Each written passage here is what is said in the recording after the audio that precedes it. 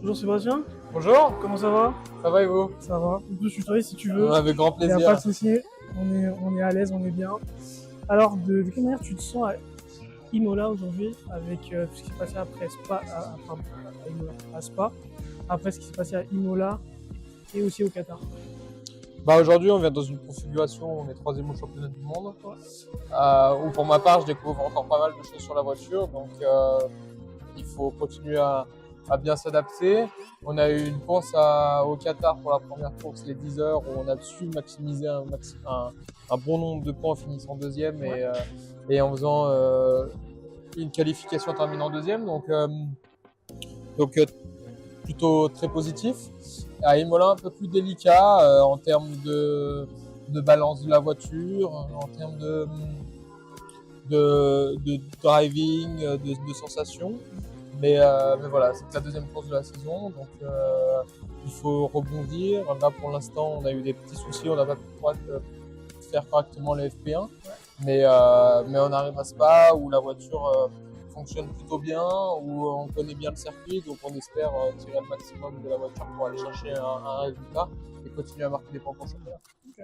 Mais justement, il manque quoi pour être justement premier? Parce qu'on a vu ce qui s'est passé au Qatar et à Imola, c'est à chaque fois des finishes à même pas une seconde. Qu'est-ce qui manque justement pour atteindre cette place de numéro 1 et justement passer dépasser les Corvettes? Bah, pour l'instant, il faut déjà qu'on arrive à trouver le rythme, un bon rythme, et on va dire à se replacer dans le top 5, le top 3 sur la course. Après, aujourd'hui, c'est pas forcément les Corvettes qui sont les plus rapides. On le voit depuis le Qatar, depuis Imola, avec les Lexus qui sont vraiment en forme sur tous les circuits. Encore là en FP1, elles font des super temps et roulent bien. Donc je pense qu'il faut vraiment se baser sur avoir une bonne voiture pour les 6 heures de course, sur une belle stratégie aussi. Et après, on a un trio avec James et Grégoire qui correspond plutôt bien. Donc c'est à nous après de justement faire prendre cette mayonnaise pour aller chercher une T1 quand on aura l'occasion. Pour l'instant, on va se concentrer sur de bons réglages sur la voiture pour être efficace lors de la qualif et de l'hyperpole.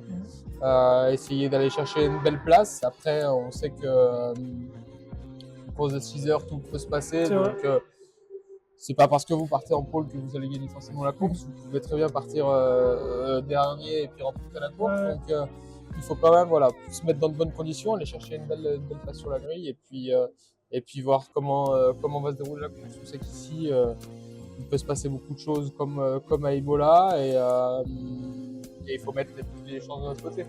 Et est-ce que tu penses que justement avec ce qui s'est passé à Imola et au Qatar, vous avez pu apprendre au niveau du véhicule, mais aussi au niveau des concurrents, que ce soit c'est ce que je disais justement au cas des Lexus, qui sont plus rapides, qui sont en forme, et des Corvettes qui ne sont pas si au top que ça. Et vous, Ouais, alors chaque voiture a ses points positifs et ses points négatifs. Ce qui est bien en LMGT3, c'est qu'il y a vraiment différentes voitures avec différents points forts et points faibles. Donc il y a des circuits où certaines voitures vont être un peu mieux, ou certaines vont être un peu plus en difficulté. Et on voit que les Corvettes sont hyper constantes. C'est important pour les gagner un championnat. On voit que différentes voitures et différents pilotes commencent aussi à prendre en expérience et à se montrer.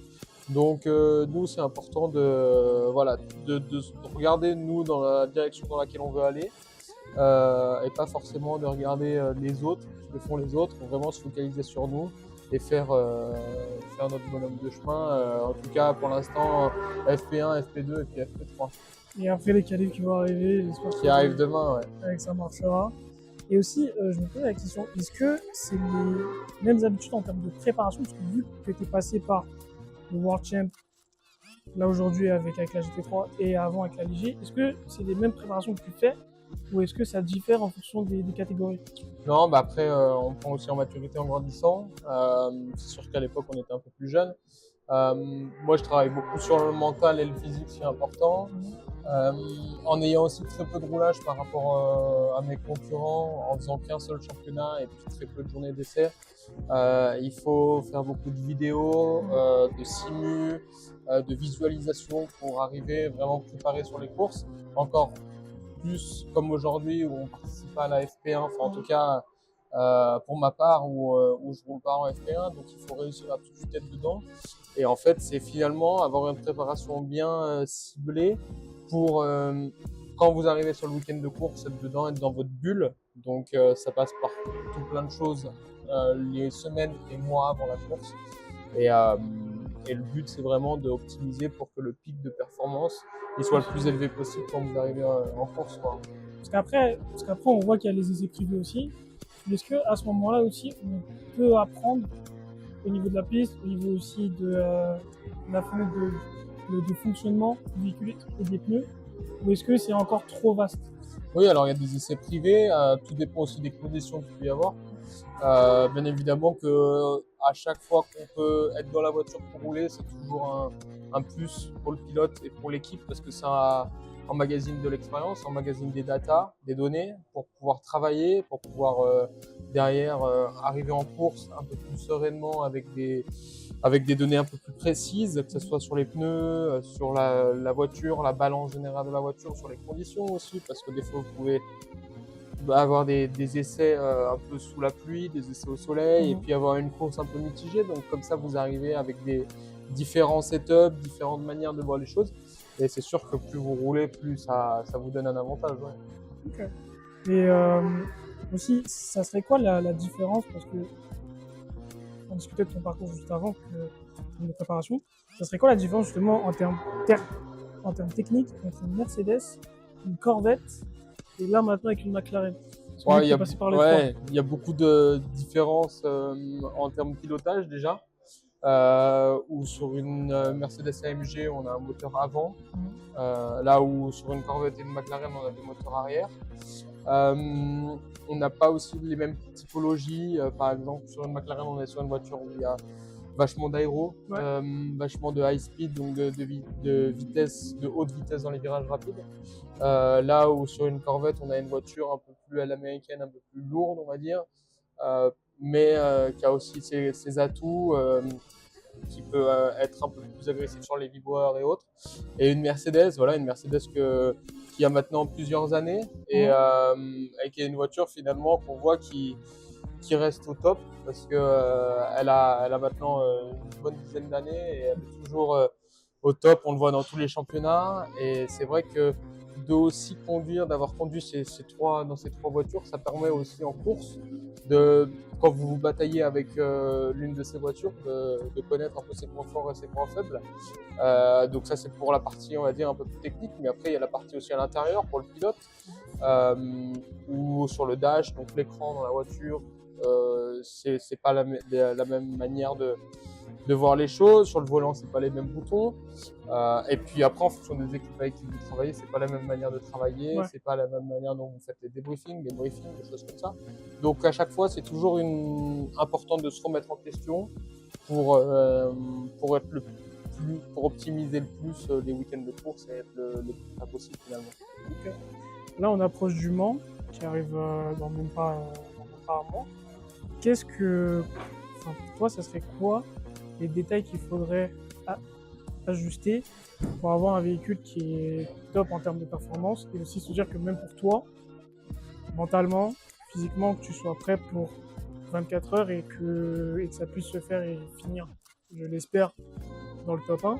Qu'est-ce qu'il faudrait pour toi? Aujourd'hui, on a une très belle voiture, une très bonne voiture qui roule plutôt bien. Bien évidemment, comme tout le monde, il faut de la fiabilité pour 24 heures sur une course de 24 heures. Une voiture fiable qui tient finalement pas que 24 heures, parce qu'il y a tous les essais avant, donc qui tient les semaines d'avant. Mais aussi, et voilà, on est au Mans avec beaucoup de ligne droite, beaucoup de vitesse de pointe, donc avoir une voiture qui pousse, quoi, qui a pas trop de traînée et une voiture qui peut avoir un bon moteur pour aller chercher de la vitesse de pointe, c'est vraiment ce qui est privilégié au Mans. On l'a vu l'année dernière avec la Ford, qui avait un gros moteur et beaucoup de vitesse de pointe et c'était vraiment dur de se batailler avec la Ford. Donc je pense que tout le monde travaille un peu sur les mêmes points, avec surtout les expériences des équipes et des pilotes. Mais voilà, pour Le Mans, c'est vrai qu'il y a quand même un kit aéro différent, donc où on va chercher un peu de vitesse de pointe, mais également pour le pilote, être bien dans sa tête, essayer d'avoir le moins de parasites possible autour de soi. Et Il y a beaucoup de monde déjà. ouais, il y a énormément de monde, on C'est est toute la compliqué. semaine avec du monde en train de faire que ce soit des événements médiatiques, des événements sportifs et autres, on est toujours à droite à gauche, donc c'est vrai que il est vraiment important dès que vous avez du temps, de vous mettre un peu à l'écart dans votre bulle. Mais avant ça, il faut voilà, bien vous préparer, optimiser aussi on va dire la vision de nuit et autres, parce que finalement, à part la première course au Qatar où on a un peu roulé de Ouais, nuit de et nuit. encore c'est bien éclairé, Ouais. là on arrive dans Bon, une forêt où il y a très peu d'éclairage. Donc, à une voie des Honnaudières, faut y aller, quoi. ouais, faut y aller, c'est sûr. Donc, et puis on arrive aussi sur une course où il y a 3 catégories avec la LMP2 en plus. Aussi. Donc voilà, pas se mettre la pression, prendre une course, la prendre comme elle vient.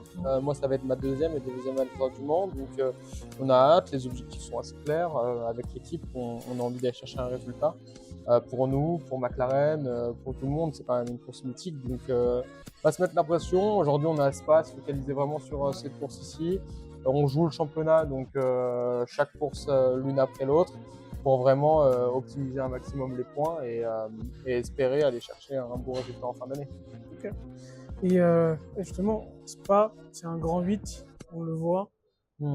C'est 7 km, il faut les parcourir, c'est assez long. Qu'est-ce que tu mettrais comme musique pour une qualification ou pour des essais? Parce que ça, c'est un truc, je me dis, moi je conduis aussi, j'aimerais bien avoir un petit son qui pourrait aussi me... Ouais, une petite musique pour se mettre dans une musique pour booster, quoi, tu vois. Ouais, ça dépend. Moi, je suis très, on va dire, énergie, mais calme. Ouais. Pour pas non plus, on va dire, se mettre pas trop s'ébouillanter, Ouais. pas trop se montrer le chou, parce que généralement, en plus, que ce soit en qualif ou en course, il faut quand même être vachement relâché, être calme dans sa tête, être posé. Moi, j'aime bien écouter, j'écoute toutes sortes de sons. J'écoute pas non plus énormément de musique. J'aime bien vraiment me fier un peu à mon feeling. Mais voilà, je mettrais, je pense, je sais pas, un petit son un peu chill, ouais, énergétique, un peu de jazz, posé, pour me poser. C'est vrai que c'est pas forcément ce à quoi on s'attend, mais non, un petit truc chill dans les écouteurs avant de monter dans la voiture voilà, pour se détendre et une fois que vous vous asseyez, que vous vous accrochez dans la voiture, là, voilà, c'est parti, quoi, et on peut monter en pression gentiment, quoi, pas se brûler finalement, quoi. C'est ça. Parce qu'après, avec ça, on voit que c'est assez long, donc on peut se permettre de mettre un son à côté du bruit du moteur, mais ça fait pas de mal. Exactement. Mais je me demandais justement aussi en termes de prépa au niveau du véhicule, parce que Spa c'est long. Il y a une grande ligne droite, mais après c'est que des virages, on va dire sinueux, médium, ouais. Et du high speed parfois, avec aussi ses poumons. Est-ce que en termes de préparation justement ici, on doit plus mettre les pneus en température, ou est-ce qu'il faut qu'on les calme très vite? Parce qu'en fonction des virages, on arrive au niveau de la ligne droite, ça va refroidir tout de suite. Et quand on revient après au niveau de la descente, ça peut très vite monter en température. On est sur un circuit où il y a beaucoup de lignes droites, avec beaucoup d'high speed, de médium, il y a un peu de tout. Non, il faut, voilà, en tout cas sur un tour qualif, je pense qu'il y aura, on va dire, le pic du pneu, c'est-à-dire que il y a un moment donné, le pneu il est vraiment à 100% de ses capacités, et il faut savoir à quel moment c'est pour l'utiliser, pour avoir le plus de grip possible.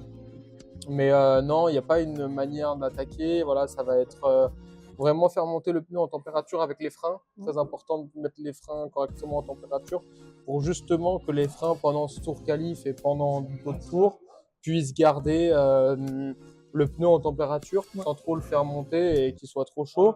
Donc non, il faut partir avec en pression normale, et puis garder son pneu en température tout le long. De toute manière, sur un tour qualif, il n'a pas le temps de se refroidir. Mais, en tout cas, j'espère que ça se passera bien. J'espère que tu pourras aller déjà plus loin et que ça suivra justement en termes de performance, parce que depuis Bahreïn, on voit que tu es passé P3. alors qu'avant Bahreïn, tu étais un peu dans le midfield.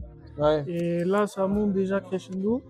Est-ce qu'il y a un secret, enfin, si on peut dire un secret, mais est-ce qu'il y a une technique que tu as eue à partir de Bahreïn pour que tu puisses avoir cette forme de constance Non, jusqu'à aujourd'hui? quand on arrive à certains niveaux, la différence, elle se fait surtout sur les erreurs faites Ouais. par le pilote. Il est important de ne pas faire d'erreurs, que ce soit track limit ou autre, pas prendre de pénalités. Ça, pour ma part, j'y fais très attention et c'est important de pas pénaliser l'équipe, surtout quand on est 3 pilotes, donc de vraiment pas pénaliser l'équipe. Pour ma part, non, il est important en fait de créer une bonne mayonnaise avec l'équipe, avec ses coéquipiers pour justement faire évoluer la voiture ensemble et aller chercher du résultat. Nous, c'est ce qu'on a pu faire avant la course au Qatar, où on allait chercher la P2 en course et en qualif. Et ça c'est chouette parce qu'on a une bonne osmose avec les coéquipiers et ce qui permet de mettre de bons réglages en place sur la voiture. On a à peu près le même feeling.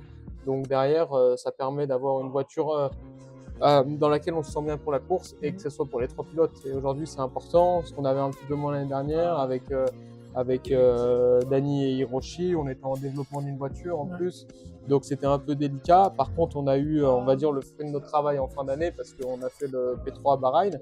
Donc non, il y a une suite. Voilà, aujourd'hui, il faut continuer à développer ça, à travailler avec l'équipe, avec McLaren et United. Et puis voilà, il n'y a pas de raison que ça ne fonctionne pas. Ok. Bah, merci beaucoup en tout cas. Avec plaisir. C'était un plaisir. Alec pour Elevated Racing avec Monsieur Beau, Sébastien Beau ici présent pour McLaren. Merci à toi. beaucoup. Bye bye.